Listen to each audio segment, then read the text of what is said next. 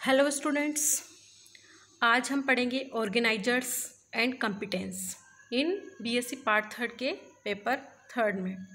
पिछले वीडियो में हमने देखा एम्ब्रायोनिक इंडक्शन के बारे में। एम्ब्रायोनिक इंडक्शन क्या होता है? अंडे के परिवर्धन काल में एक प्रकार के कोशिकीय समूह का अन्य समूह पर प्रेरण होता है, जिसके परिणाम स्वरूप उत्तक संगठन एवं भ्रूण की अंग विन्यास अभिक्रिया होती है। अंडे में होने वाली इस प्रकार के कोशिकीय अथवा उत्तकीय प्रेरण को एम्ब्रायोनिक इंडक्शन कहते हैं। अब आता है प्राइमरी ऑर्गेनाइजर। तो स्पिमेन ने पृष्ठ ओष्ठ को कोरक क्षेत्र के संघटक का नाम दिया। यह उत्तक पूर्ण भ्रूण को विकसित करने की क्षमता रखता है, अतः इसे प्राथमिक संगठक या प्राइमरी ऑर्गेनाइजर कहते हैं। अब हम पढ़ेंगे न्यूरल इंडक्शन के बारे में। तो न्यूरल इंडक्शन के लिए स्पिमेन का जो प्राइमरी ऑर्गेनाइजर है, तंत्रिका नली व तंत्रिका प्लेट के निर्माण का प्रेरण करता है, अतः इसे तंत्रिका प्रेरक भी कहते हैं। वो प्रेरण को तंत्रिका प्रेरण न्यूरल इंडक्शन कहते हैं। A.H.G. क्यूरिट्स ने जिनोपस लेवियस पर कई प्रयोग किए। वो बताया कि धूसर अर्धेंदु से पृष्ठ ओष्ठ ब्लास्टोपोर बनता है, वो इसे तंत्रिका प्रेरक कहते हैं। क्यूरिट्स ने कई सारे प्रयोग किए हैं और उनसे जो निष्कर्ष निकाले हैं, पहला उनका है कि क्यूरिट्स ने निषेचित अंड से धूसर अर्धेंदु को हटा दिया। जैसा हम इस डायग्राम में देखते हैं, ये यहाँ से जो निषेचित अंडा है फर्स्ट सेल स्टेज में है, वहाँ से उन्होंने ग्रे क्रेसेंट को हटा दिया है। अब जब जैसे जैसे एम्ब्रायोनिक डेवलपमेंट आगे बढ़ता है तो ग्रे क्रेसेंट हटाने के बाद किसी भी प्रकार का उन्होंने गैस्ट्रुलेशन नहीं देखा। अब दूसरे प्रयोग में निषेचित अंडे से विदलन के प्रारंभ होने की पूर्व उसका धूसर अर्धेंदु दूसरे निषेचित अंड को जो विदलन प्रारंभ कर रहा है में दूसरी ओर उन्होंने रोपित कर दिया है। फर्स्ट में तो उन्होंने कोई गैस्ट्रुला भवन देखा ही नहीं, जब उन्होंने ग्रे क्रेसेंट को एक जगह से काट करके और उसको इधर लगा दिया है। दूसरे भाग में उन्होंने ग्रे क्रेसेंट को काट कर एक जगह से दूसरे जगह में उन्होंने लगा दिया है और नॉर्मल एम्ब्रायो फॉर्म हुआ। 6 सेल स्टेज में वापस उन्होंने देखा, यहाँ पर भी नॉर्मल एम्ब्रायो फॉर्म होता है। लेकिन जब 8 सेल अवस्था में जब उन्होंने ग्रे क्रेसेंट को दूसरे भाग में ग्राफ्ट करके लगाया है, उसके बाद दूसरी ओर रोपित कर दिया, तो गैस्ट्रुला भवन के द्वारा 2 तंत्रिका प्लेट का निर्माण विपरीत दिशा में होता है। इससे ये प्रमाणित होता है कि धूसर अर्धेंदु प्रमुख रूप से गैस्ट्रुला भवन व न्यूरुलेशन प्रक्रमों से संबंधित होता है। उसके बाद तंत्रिका प्रेरण किस समय होता है? तो इसका कोई निश्चित समय होता है। तो सक्सेन व टोइबोनेन ने अपने प्रयोगों में बताया है। जैसे उन्होंने प्रथम प्रयोग में यहाँ से न्यूरल प्लेट को उन्होंने गैस्ट्रुला से हटाया और दूसरे गैस्ट्रुला को उसी अवस्था वाले के अधर में रोपित कर दिया है। दूसरे गैस्ट्रुला में उन्होंने रोपित किया। ये पाया कि कोई प्रेरण नहीं हुआ। वो कलिकीय पदार्थ अपनी स्थिति के अनुसार परिवर्धन प्रारंभ कर देते हैं। अब दूसरे प्रयोग में देखा कि एक छोटा सा टुकड़ा संभावित तंत्रिका प्लेट का उत्तरोत्तर लेट गैस्ट्रुला से हटाकर के इन्होंने दूसरे गैस्ट्रुला पर उसको रोपित कर दिया है। कलिकीय पदार्थ ने तंत्रिका प्लेट के निर्माण को प्रेरित किया। वह दूसरा तंत्रिका तंत्र निर्माण हुआ। इससे यह प्रमाणित होता है कि तंत्रिका प्रेरण एक निश्चित समय पर ही होता है, अर्थात जब कोर्डा मेसोडर्म पृष्ठ ब्लास्टोपोर होस्ट से अंदर व आगे की ओर गति करते हैं।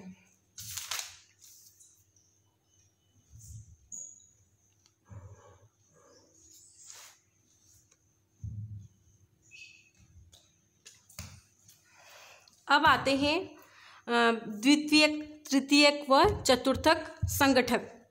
ज्यों ज्यों गैस्ट्रुला भवन जारी रहता है, भ्रूण में विभिन्न अंगों तंत्रों में विभेदन प्रारंभ होता है।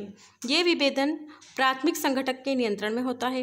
ये प्रारंभिक विभेदित अंग तंत्रों में आगे और अंगों में जैसे आँख, कान, पाद, फुफ्फुस आदि में विभेदन की क्षमता प्राप्त कर लेते हैं। इनमें संगठित होने की क्षमता परिवर्धित होती है, वह ये संगठन श्रोत्र हो जाते हैं।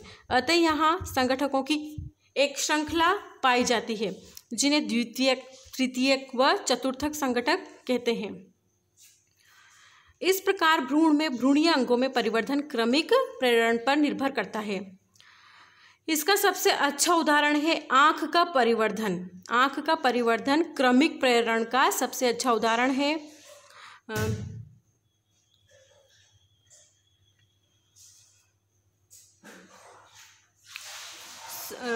भ्रूण में कोर्डा मेसोडर्म प्राथमिक संगठक का कार्य करता है। वह अग्र मस्तिष्क व दृक क्षेत्र का निर्माण को प्रेरित करते हैं। दृक क्षेत्र बहिर्वलन में जाकर दृक आशय ऑप्टिकल वेसिकल बना देते हैं। ये डेवलपिंग ब्रेन कैविटी हम देख सकते हैं। फिर जब ये आगे जाकर ऑप्टिक वेसिकल बनाते हैं, यहाँ पर हम देख सकते हैं अंतर्वलन के परिणाम स्वरूप द्विभित्ति प्याले के समान दृक प्याला ऑप्टिक कप बन जाता है। यहाँ हम देखते हैं ये ऑप्टिक कप फॉर्मेशन। दृक प्याला द्वितीयक संगठक का कार्य करता है।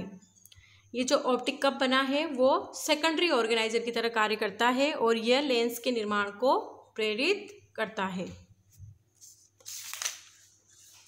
लेंस तृतीयक संगठक का कार्य करता है एवं कॉर्निया के निर्माण को प्रेरित करता है। इस प्रकार आँख का निर्माण न्यूरल इंडक्शन का सबसे अच्छा उदाहरण है। अब हम देख सकते हैं मेंढक में वक्ष प्रेरण की क्रिया। तो यहाँ देखिए नोटोकॉर्ड, सोमाइट्स और पार्ट्स ऑफ प्लेट्स हैं।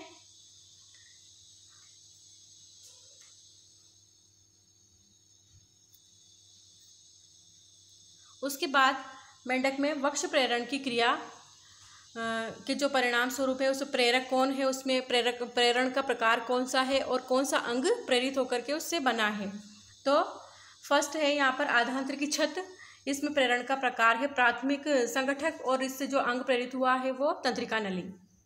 दृक प्याला ये द्वितीय संगठक, इससे होता है लेंस का निर्माण। लेंस का प्रेरण है तृतीयक संगठक और इससे कॉर्निया का निर्माण होता है।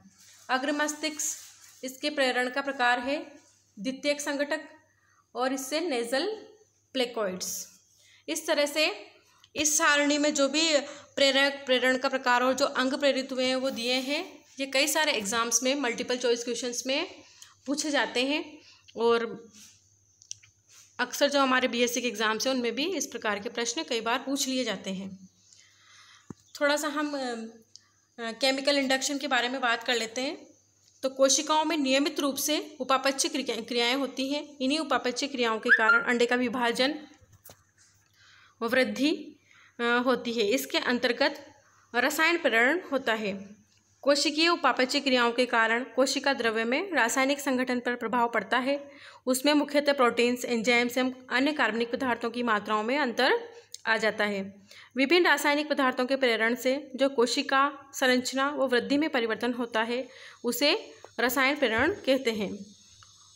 कोशिकाओं में होने वाली सभी प्रकार की उपापचय क्रियाएं विभिन्न प्रकार की जीन्स के नियंत्रण में होती हैं। ओपेरन हाइपोथेसिस के अनुसार 3 प्रकार के जीन होते हैं जो हमने जेनेटिक्स में पढ़े हैं: structural gene, operator gene and regulator gene. इन्हीं के नियंत्रण में यहाँ पर केमिकल इंडक्शन कंप्लीट होता है। अब नेक्स्ट आ जाता है कॉम्पिटेंस मीन्स सामर्थ्य।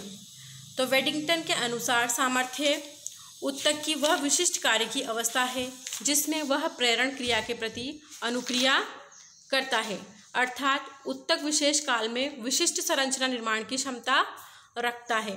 समय गुजर जाने के पश्चात उत्तक यह क्षमता खो देता है एवं दूसरी संरचना के निर्माण के लिए समर्थ हो जाता है। उदाहरण के लिए एक्टोडर्मल उत्तक में कुछ समय तक ही तंत्रिका प्रेरण के प्रति अनुक्रिया कर तंत्रिका नली बनाने की सामर्थ्य होती है। इसके पश्चात यह उत्तक लेंस निर्माण के लिए समर्थ हो जाता है। वेडिंगटन ने कई प्रयोगों द्वारा उत्तकों में सामर्थ्य को प्रमाणित किया।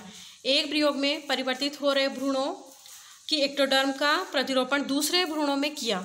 सभी अवस्थाओं में देखा गया कि एक्टोडर्म में क्रमिक तंत्रिका उत्तक के निर्माण की सामर्थ्य का ह्रास होता है। अधिक उम्र के भ्रूणों में एक्टोडर्म प्रेरण क्रियाओं के प्रति अनुक्रिया कर कॉर्डा मेसोडर्म का निर्माण करते हैं। जब एक्टोडर्म का प्रतिरोपण देर वाली अवस्थाओं में किया जाता है तो यह सिर्फ एपिडर्मिस का निर्माण करते हैं एवं अन्य कोई भी संरचना का निर्माण नहीं करते हैं। दूसरे प्रयोग में गैस्ट्रुला के एक्टोडर्म के टुकड़ों को अलग किया गया एवं इन्हें अलग अलग समय के लिए अलग अलग रखा गया। इसके पश्चात इन्हें न्यूरुला में अलग अलग स्थान पर प्रत्यारोपित किया गया जहाँ प्रेरक सक्रिय थे। परिवर्तन के दौरान देखा गया कि लेट गैस्ट्रुला अवस्था में मस्तिष्क निर्माण की सामर्थ्य में ह्रास होता है। काल प्रभावन एजिंग के साथ उत्तक की एक प्रकार के प्रेरण के सामर्थ्य में ह्रास होता है, परंतु दूसरे प्रकार के प्रेरण के सामर्थ्य ग्रहण कर लेता है। प्रयोग के दौरान ये देखा गया कि एक्टोडर्म उत्तक तंत्रिका उत्तक के निर्माण की सामर्थ्य खो देता है, परंतु लेंस, कर्णाशय, नेसल पिट आदि के प्रेरण के प्रति अनुक्रिया करता है। यह क्रमिक सामर्थ्य की अवस्थाओं होती है क्योंकि ये प्राथमिक और द्वितीयक प्रेरकों द्वारा नियंत्रित होती है।